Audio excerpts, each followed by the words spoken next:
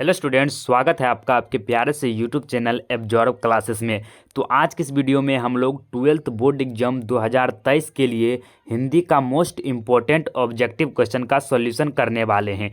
इसमें हम आपको कुल 25 प्रश्नों का सॉल्यूशन देने वाले हैं और ये सभी प्रश्न आपके मेन बोर्ड एग्जाम में भी पूछे जा सकते हैं। और जो यह सीरीज है यह आगे भी चलता रहेगा, आपको रोज़ 25 क्वेश्चन देखने को मिलेगा 12th क्लास के हिंदी का। तो चलिए बिना समय को गवाए सभी प्रश्नों को सॉल्व करते हैं। तो यहाँ पर फर्स्ट क्वेश्चन है कि नर नारी और नर एक ही द्रव्य की ढली दो प्रतिमाएं हैं, किस पठित पाठ की उक्ति है। तो यह जो युक्ति है यह अर्धनारीश्वर पाठ से लिया गया है। और अर्धनारीश्वर जो पाठ है यह क्या है, तो यह एक निबंध है। यह भी पूछा जाता है कि अर्धनारीश्वर पाठ क्या है, तो यह एक निबंध है जिसके निबंधकार रामधारी सिंह दिनकर जी हैं। रामधारी सिंह दिनकर से बहुत सारे प्रश्न पूछे जाते हैं क्योंकि वो बिहार के ही कवि थे। उसके बाद दूसरा प्रश्न है कि जय कृष्णमूर्ति की रचना है, तो जय कृष्णमूर्ति अर्थात जिद्दू कृष्णमूर्ति की रचना कैसी है, तो उनकी रचना जो है वह शिक्षा शास्त्र है। तो इसमें आपके पुस्तक में शिक्षा एक चैप्टर है, तो शिक्षा चैप्टर के लेखक भी जिद्दू कृष्णमूर्ति जी हैं और वह शिक्षा शास्त्र के रचनाकार में गिने जाते हैं। तो इसका राइट आंसर क्या हो जाएगा, सी हो जाएगा, शिक्षा शास्त्र। उसके बाद है जूठन क्या है, तो जूठन जो है यह एक आत्मकथा है और इस आत्मकथा के जो लेखक हैं यह ओम प्रकाश वाल्मीकि जी हैं। तो इसका राइट आंसर क्या हो जाएगा, ए आत्मकथा। उसके बाद देखिए चौथा प्रश्न है कि ईद का चांद होना मुहावरे का अर्थ क्या होगा। तो ईद का चांद होना मतलब बहुत दिनों पर दिखना। कोई व्यक्ति दिखता है इतने कहते हैं उसे कि ये तो ईद का चांद है, या कभी कभी उगता है मतलब कभी कभी दिखता है। तो इसका राइट आंसर ए हो जाएगा, बहुत दिनों बाद या बहुत दिनों पर दिखना। उसके बाद देखिए 5 नंबर का प्रश्न है कि अंधे की लकड़ी मुहावरे का अर्थ है। तो अंधे की लकड़ी मुहावरे का जो अर्थ होता है वह होता है एकमात्र सहारा होना।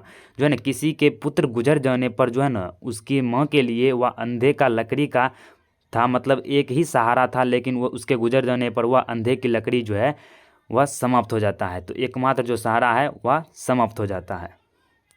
उसके बाद है नेक्स्ट प्रश्न, छठा प्रश्न है कि अधजल गगरी छलकत जाए लोकिति का अर्थ होगा। तो इसका क्या अर्थ होगा, तो इसका अर्थ होता है आवश्यकता से अधिक प्रदर्शन करना। अधजल गगरी छलकत जाए मतलब आवश्यकता से अधिक प्रदर्शन करता है, तो उसी के लिए जो है यह लोकिति का प्रयोग किया जाता है। उसके बाद है नाच न जाने आंगन टेढ़ा लोकिति का अर्थ क्या है। तो नाच न जाने आंगन टेढ़ा लोकिति का अर्थ होगा बहाना करना। इसका राइट आंसर ए हो जाएगा। फिर तीन तेरह होना मुहावरे का अर्थ क्या होगा। तो तीन तेरह होना मतलब तितर बितर हो जाना। जैसे भारतीय सिपाहियों ने आतंकवादी का तीन तेरह कर दिया, मतलब उसको तितर बितर कर दिया। तो इसका राइट आंसर क्या जाएगा, ए। उसके बाद है 9 नंबर का क्वेश्चन है हीरा शब्द कौन संज्ञा है। तो जो हीरा शब्द है बताना है आपको यह कौन सा संज्ञा है। तो यह जो है ना द्रव्यवाचक संज्ञा है, क्योंकि जिससे किसी द्रव्य का बोध होता है, पदार्थ का बोध होता है, वह द्रव्यवाचक संज्ञा के अंतर्गत आते हैं, जिसे नापा या तौला जा सके। तो द्रव्यवाचक संज्ञा जैसे हीरा हो गया, तो यह क्या हो जाएंगे, द्रव्यवाचक संज्ञा। उसके बाद है बुढ़ापा शब्द कौन सा संज्ञा है। तो बुढ़ापा शब्द जो है ना वह भाववाचक संज्ञा है, जिससे किसी भावना का बोध होता है या भाव का व्यक्त होता है, जैसे बुढ़ापा। तो बुढ़ापा एक स्थिति है, इसमें हम महसूस कर सकते हैं कि वह बुढ़ापा का स्थिति है, तो इसमें भाव का बोध हो रहा है या भाववाचक संज्ञा हो जाएंगे।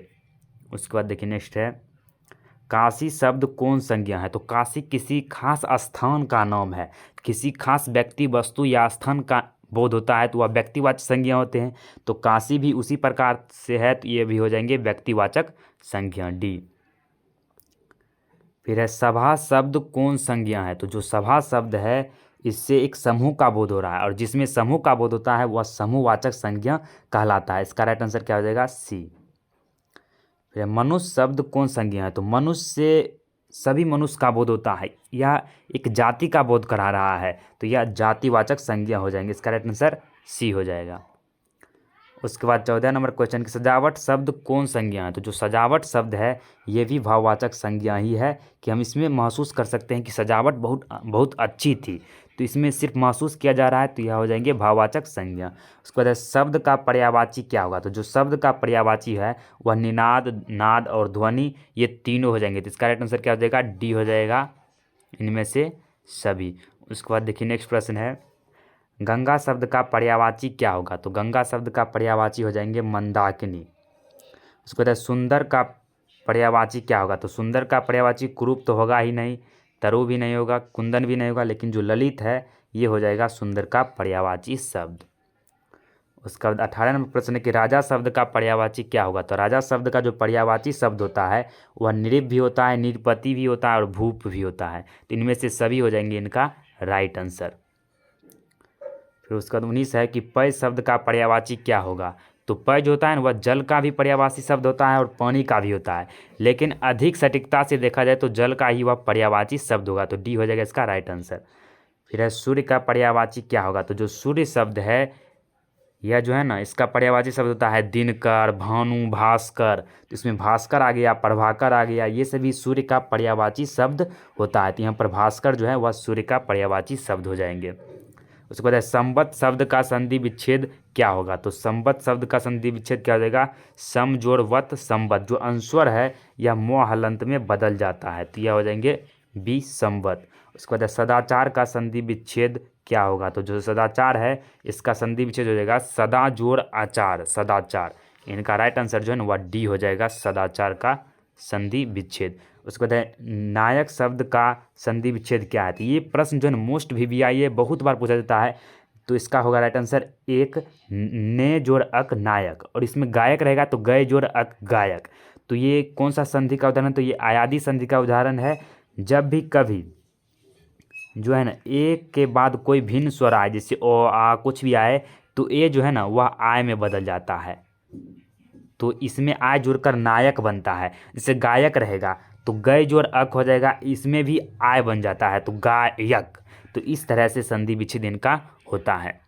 उसके बाद है 24 नंबर का उद्गम का संधि विच्छेद क्या होगा, तो जो उद्गम शब्द है इनका संधि विच्छेद होता है उत जोड़ आगम, उद्गम। तो इसका राइट आंसर क्या हो जाएगा, ए हो जाएगा। क्यों हो जाएगा, तो इसमें जो है ना किसी भी वर्ग के अगर प्रथम शब्द के लिए, जैसे क वर्ग का क हो जाएगा प्रथम शब्द, च वर्ग का च, ट वर्ग का ट, प वर्ग का प, तो इसका पहला शब्द जो होता है ना पहला वर्ण, वह जो है ना तीसरे वर्ण में बदल जाता है जब इसके बाद कोई भिन्न स्वर आता है। जैसे ओ आ गया तो हलंत बदल जाएगा दो में से, तो थो और दो, तो तीसरा वर्ण इसका दो है तो यह दो हलंत में बदल जाता है, इसीलिए इसमें उत जोड़ आगम होगा इसका संधि विच्छेद। उसके बाद है परीक्षा, तो परीक्षा का संधि विच्छेद हो जाएगा परि जोड़ इच्छा बराबर परीक्षा। तो इस तरह से परीक्षा का संधि विच्छेद डी हो जाएंगे इनका राइट आंसर। तो इस तरह से इसका 2500 ऑब्जेक्टिव क्वेश्चन सॉल्व होता है। आशा है कि आपको पूरा समझ में आया होगा। मिलते हैं अगली वीडियो में, तब तक के लिए जय हिंद, जय भारत।